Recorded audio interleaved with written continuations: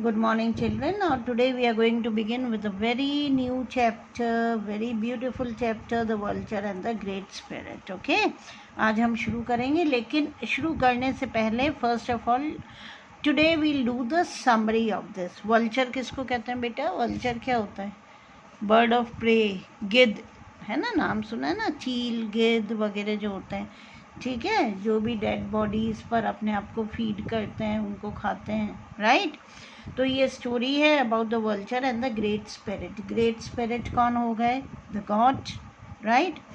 अब इस स्टोरी में हमें मालूम पड़ेगा कि why God created vultures on this earth. Okay, अब ये बहुत वंडरफुल स्टोरी है regarding the grievances of vulture. Grievances means जो वल्चर के दुख दर्द थे वो, and the reply given to those by the great spirit. Okay, अब वल्चर बहुत दुखी होता है और इतना दुखी होता है कि वो ग्रेट स्पिरिट के पास जाता है एंड बहुत ग्रीव्ड हो जाता है, बहुत दुखी हो जाता है. And he decided to go to the great spirit, okay, जिसने इस वर्ल्ड को क्रिएट कराया. And he wanted to get his grievances resolve. Okay, चाहता है कि उसके दुख दर्द जो हैं वो, है ना, जो ग्रीवेंसेस हैं, कंप्लेंट्स हैं, शिकायत हैं, दुख दर्द हैं, वो ख़त्म हो जाए.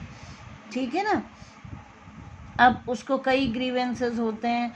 उसको ये ग्रीवेंस होता है, why he has to wait for the earthly creatures to die, why can't he hunt and ईट.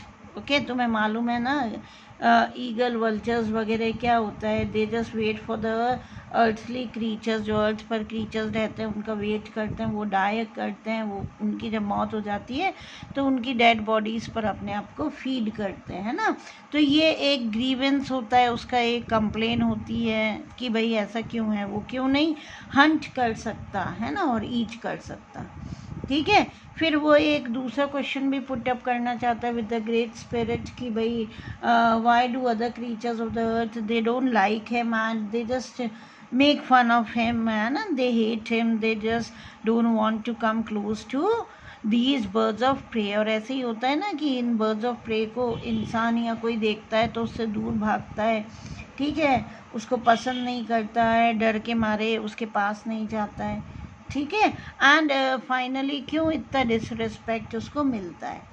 तो ये जो वल्चर है बेटा, ये जाता है ग्रेट स्पिरिट के पास and the great spirit it talk to vulture. उसको मोटिवेट करती है. ग्रेट स्पिरिट जो गॉड होते हैं बड़ा मोटिवेट करते हैं उसको, काफ़ी कंसोल करते हैं, कई रीजंस देते हैं उसको कन्विंस करने के.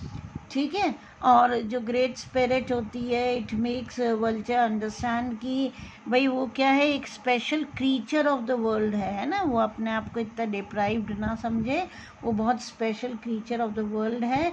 और भगवान ने उसको एक बहुत स्पेशल ड्यूटी असाइन करी है बेटा. क्या ड्यूटी है?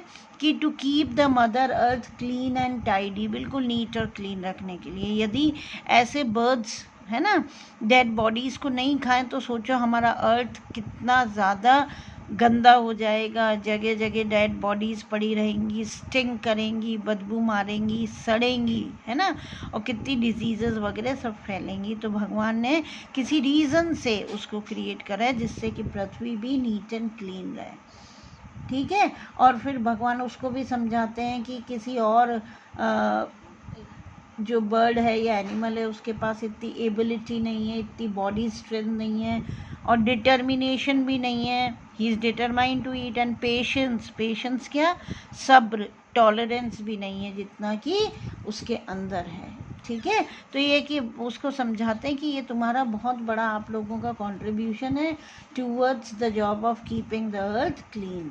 ओके, और फिर ग्रेट स्पिरिट ये भी कहते हैं कि if vulture is not there, means if birds like these, you know, vulture की तरह वहाँ पृथ्वी पर यदि बर्ड्स नहीं हो तो complete earth, you know, it will be filled with corpses, you know, dead animals, all rotten, all stinking earth will be there. Okay, तो ये है, बहुत ब्यूटीफुल स्टोरी है. वो कन्विंस हो जाता है ग्रेट स्पिरिट के आंसर से.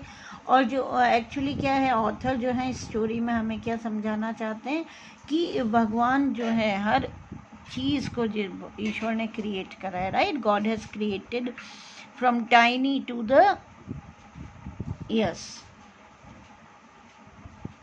From the smallest to the biggest. Okay, tiny से टाइनी क्रीचर भी भगवान ने क्रिएट करा है, बड़े बड़े मैमोथ्स भी, ह्यूज मैमल्स भी क्रिएट कर रहे हैं. But God has a specific purpose for all these living beings, है ना.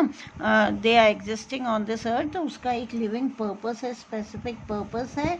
And everybody has got his own specific purpose अपने ओन तरीके से. ठीक है. और जो हम हैं, हमें अपने आप को, हमें ये नहीं सोचना चाहिए कि हम क्यों हैं. Instead we should always try to keep ourselves motivated, और साथ में दूसरों को भी मोटिवेट करना चाहिए. और जो भी जॉब हमें असाइन करा गया है by god, whether as a student, as a teacher, your parents और anything, we should concentrate on a job. And surely we are one day we are going to get the reward of a good deeds of a jobs. And ये तो fact है कि great things, you know, they come to us if we are patient enough to wait and if we keep on doing a job well. So this is a very beautiful chapter and we are just going to do it. Summary मैंने कर दी है, और 1, 2 or 3 more answers of the ransom of the red chief I'll send it to you. Do them, complete them, and just listen to the summary carefully so that I may begin with the chapter. Got it, beta?